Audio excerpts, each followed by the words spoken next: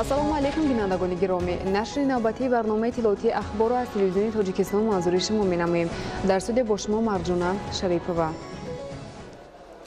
давоми солҳои охир бо дастгирии бевоситаи асосгузори сулҳу ваҳдати миллӣ, пешвои миллат, президенти ҷумҳурии Тоҷикистон муҳтарам Эмомалӣ Раҳмон ва роҳбарияти мақомоти иҷроияи ҳокимияти давлатии шаҳри Душанбе пойтахти мамлакат симои худро куллан дигар намуд. Сохтмони биноҳои баландошона, боғҳои фарҳангию фароғатӣ ва сохтмони майдончаҳои варзишӣ ба шаҳри Душанбе ҳусни дигар ризам намудааст.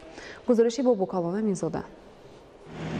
чунин тадбирандешиҳо дар асоси дастури супоришҳои асосгузори сулҳу ваҳдати миллӣ, пешвои миллат, президенти ҷумҳурии Тоҷикистон муҳтарам Эмомалӣ Раҳмон танҳо бо мақсади бозам ободу зебо гардидани пойтахти Тоҷикистон шаҳри Душанбе ва мутобиқ намудани тамоми инфраструктури он бо шаҳрҳои бемисли кишварҳои тараққикарда амалӣ карда мешавад. ҳамзамон дар баробари бунёди биноҳои баландошона, боз роҳҳои автомобилгард, марказҳои зебои фарҳангиву фароғатӣ, таваққуфгоҳу истгоҳҳои наву замонавӣ бо тару услуби миллӣ сохта шуда, корҳо дар ин самт идома дорад. аллакай мувофиқи нақша дар чанд маҳаллии асосии шаҳри Душанбе сохтмони биноҳои баландошонии истихомативу маъмурӣ бо суръат идома дорад. мақомоти иҷроии ҳокимияти давлатии шаҳри Душанбе корҳои ободониву созандагиро вусъат бахшида дар як муҳлати кӯтоҳ шаҳри Душанбе боз ҳам ободуназараво гардид. бо истифода аз ин имконият ва бо мақсади сазовор таҷлил намудани рӯзи пойтахт аз ҷониби масъулини мақомоти иҷроии ҳокимияти давлатии шаҳри Душанбе корҳои ободониву созандагӣ вусъат дошта барои фароғату истироҳати сокинон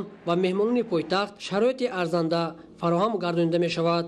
корҳои ободонию созандагӣ дар муассисаи давлатӣ истифодабарии роҳҳои ноҳияи Сино нағз ба роҳ монда шудагӣ мебошад. аз он ҷумла мо саҳм гирифтем ки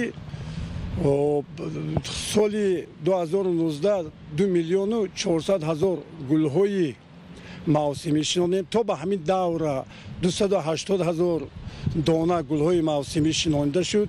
дар шафизи роҳи мошингард ва дигар кӯчаи хиёбонҳои шаҳр назди боғҳои фарҳангию фароғатӣ маъракаи ободкорӣ ташкил шуда бо истифода аз фазои мусоид, гулгашт ва атрофи биноҳо рангу бор аз ҷумла тахту ҳамвор ва сабзкорӣ карда мешаванд. бо Бокалон Аминзода, Фирӯзи Мусо, Душанбе, Ахбор. дар ҷамоати ҳисори шаҳри Ҳисор сокинон бо рӯҳияи баланди созандагӣ ба ҳашар баромада дастаҷамона бо тоза кардани кӯчаву ҷӯйборҳои маҳаллаҳо дар ободии як кӯчаи ватан саҳм мегузоранд. аз ҷониби сокинони ҷамоат ҳудуди 300 метр роҳҳои маҳаллӣ бетонрезӣ шуда шабакаҳои обпартоии маҳаллаҳо навсозӣ гардиданд. дар ҷамоати деҳоти ҳисори шаҳри Ҳисор сокинон бо рӯҳияи баланди созандагӣ дастаҷамона бо дараведани алаф аз ҷойҳои номуносиб ва тоза кардани кӯчаву ҷойборҳои маҳаллаҳо дар ободии як гӯшаи ватан саҳмгузор гардиданд. аз ҷониби сокинони ҷамоат дастаҷамона ҳудуди 300 метр роҳҳои маҳаллӣ бетонрезӣ шуда шабакаҳои обпартоии маҳаллаҳо навсозӣ гардид. ҳамин раҳвайрон буд вақташа омада бо ҳамроҳи маҳалла дидем ки ҳамин раҳвайрон айчар баромада ҳама якҷоя шуда ёрдами ҳамдигари қатӣ ман ҳамин раҳра сохта шудем асфалт карда то ахири кӯчара мерасонем. бояд зикр кард ки ин иқдом дар кулли ҷамоатҳои шаҳри Ҳисор роҳандозӣ гашта ба истиқболи сазовор пешвоз гирифтани 30-умин солгарди истиқлолияти давлатии ҷумҳурии Тоҷикистон ва эълон шудани соли 2019-2021 соли рушди деҳот, сайёҳӣ ва ҳунарҳои мардуме мунтазам чунин чорабиниҳо баргузор мешавад.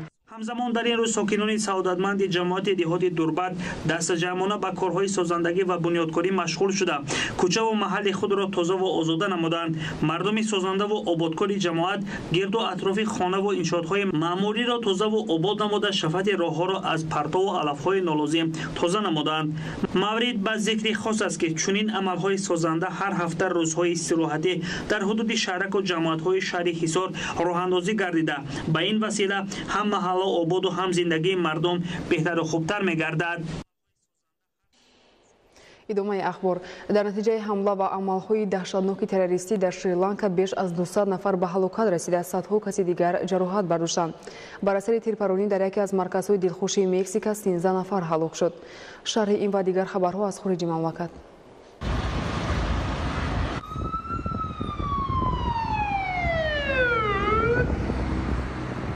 در شریلانکا در نتیجه عملهای پای در پای تروریستی زیاد از 200 نفر به هلاکت رسیده، بیش از 520 کسی دیگر جراحت برداشتند. قبلا درباره هلاکت 185 نفر خبر داده شده بود. در 3 کلیسای کاتولیک ها و 3 مهمانخانه شریلانکا 8 عملی تروریستی انجام داده شده است. موافق معلومات وسایل اخباری عمومی محلی، در میان هلاک شدگان در نتیجه عملهای تروریستی هنگام یکی از جشنهای دینی در شهرهای کولومبو، نگومبو و باتیکالوا 35 شهروند خارجی از جمله شهروندان ایالات متحده آمریکا، بریتانیای کبیر، ترکیه و نیدرلند نیز هستند. چند عمل تروریستی را تروریستان خودکش انجام دادند. چند ساعت پس از حمله های تروریستی و ترکش ها در منطقه دخیبالای شهر کولومبو هم در داخل یک مهمانخانه که در نزدیکی باغ حیوانات شریلانکا جایگیر است، عمل تروریستی انجام داده شده است. همچنین در یکی از منطقه‌های قسم شمالی شهر مذکور ترکش به قید گرفته شده است. در رابطه با عمل‌های دهشتناک تروریستی در شریلانکا از ساعت 18 به وقت محلی تا ساعت 6 صبح ساعت کامندانتی عمل می‌کند. حکومتداران با مقصد پیشگیری از خبرهای بر دروغ سامانه‌های اجتماعی را بستند. تا کنون جوابگری عملهای تروریستی را یگان گروه بر عهده نگرفته است. موافق معلومات وزارت کارهای داخلی شریلانکا، حمله به عملهای تروریستی در مهمانخانه و کلیساها را افراطگرایان دینی انجام دادند.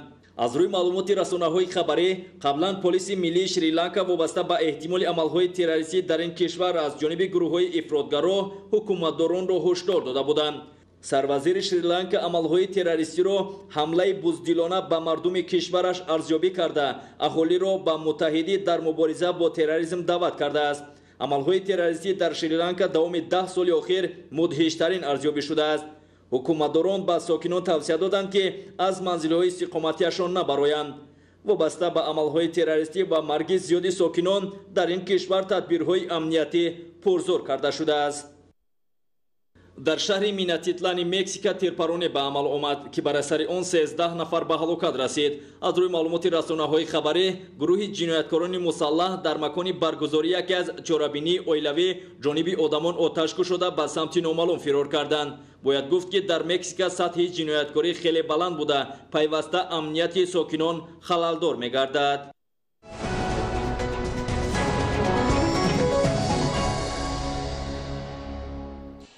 همون سال بر اثر بارش باران آبی سوی جماعت دهات امانداره شهر پنجکین بلند گردیده به خانه‌های استقامتی و زمین‌های کشاورزی ساکنان خسارات جدی وارد می‌گردد.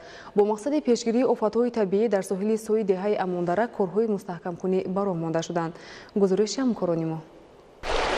اگر کارهای ساحل مستحکم‌کنی سریع وقت و درست برآمده مانده شوند، آنگاه میتوان خطر آبخیزی و ضرر به اهالی را پیشگیری کرد. همساله بر اثر بارشات زیاد و آمدن سیل، ساحه‌های اقتصادی و اجتماعی از جمله خانه‌های استقامتی و کشتزار ضرر می‌بینند. سال 2016 این حالت در جماعت دهات امانداره به عمل آمده بود. برای پیشگیری از عاقبت‌های خرابی‌آور آن، امروز از طرف حکومت جمهوری تاجیکستان مسئولین نهادهای مربوطه شهر پنجکین با استفاده از تکنیک‌های پراقتدار کارهای ساحل مستحکم‌کنی را وسعت می‌بخشند. ساختمان از نوسازی سای یعنی ساحل مستحکم‌کنی و تازه نمودن سای با 2 گذرگاه بنیاد گشته ایستاده است. ساختمان انشاءات را جدمیم شراره به عهده دارد.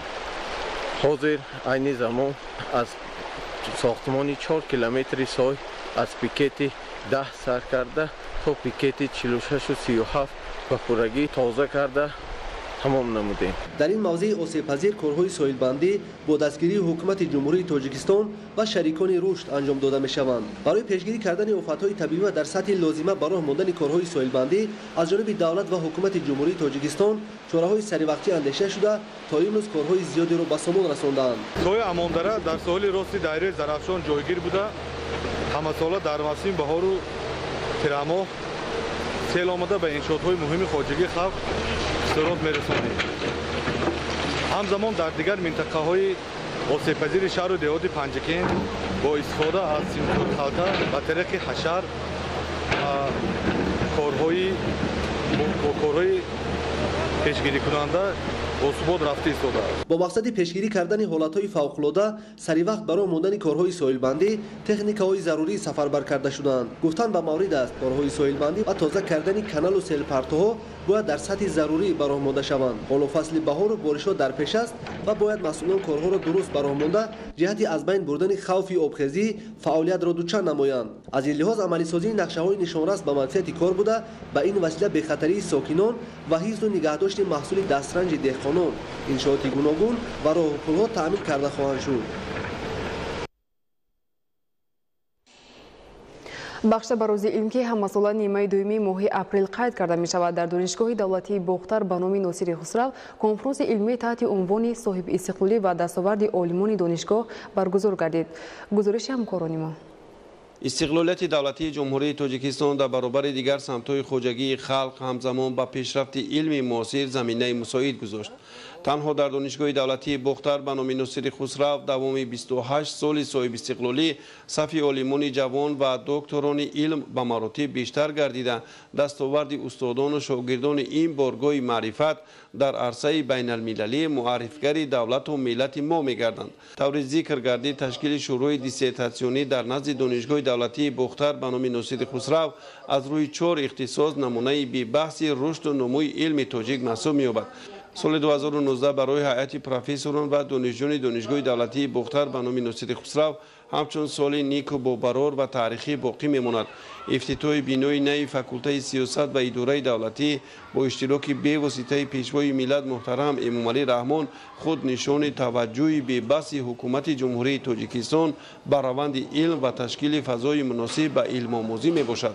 حمایه رساله های نامزدی و کارهای دکتری بیشتر گردیده در همین زمینه دانشگاه دولتی بختر در سطح جمهوریوی نیز نشانداد بیشتر و کامیاب می گردد. سال روان در المپیادای جمهوریوی دانشجویان برای دریافت جام اکادمی علم‌های تاجیکستان دانشگاه دولتی بختر موقع دوم را سزاوار گردید.